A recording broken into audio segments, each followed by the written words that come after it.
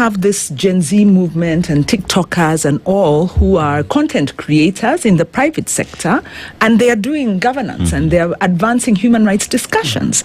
So it really sounds like there's change happening, even beyond what the state imagines in their is it small mind or big mind to muzzle the sector. There's change happening. And the question still then comes, the point you're raising, Faith, is how do you build this culture among Kenyans to support these vital spaces of accountability, whether it's through association, whether it's through NGO funding or PBO funding? And are PBOs now becoming gatekeepers of a space?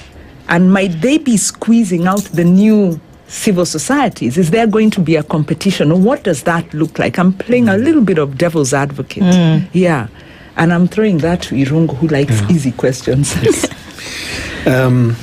No, I think we need a steady vision, I think, at all levels. I think at the level of the state, I was comforted by the analysis by C.S. Murkomen, for example, when they, during the PBO week, when he said, let us not see a knee-jerk deregistration of hundreds of organizations, right? And I think he is learning the lesson that from the Anwaiguru period, right? That you actually just cause shocks to the system, and then the trust levels drop, and then people basically do not comply with the new laws. So I think that was kind of smart.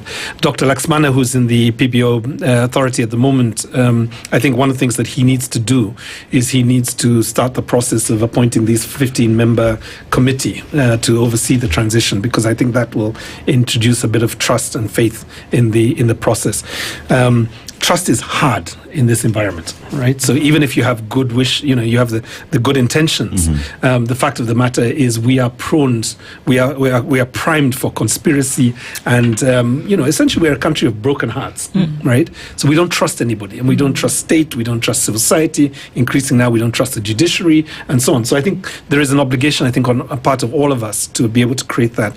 But I think coming back to the sector, I think for the NGOs, one of the things that they have to recognize is the energy that came out of the Gen Z movement over the last two years. For me, was a wake-up call. I mean, I met a 21-year-old content creator, and to be honest, the way she thinks about communications, narratives, and virility of messaging is light years ahead of many of the best NGOs doing this work. So I think we have to be humble, sit back, and look at what the energies are from the from the nation, and be able to catch up in some ways, not muzzle. Right? I think that's the danger, and right. I think that's an important one.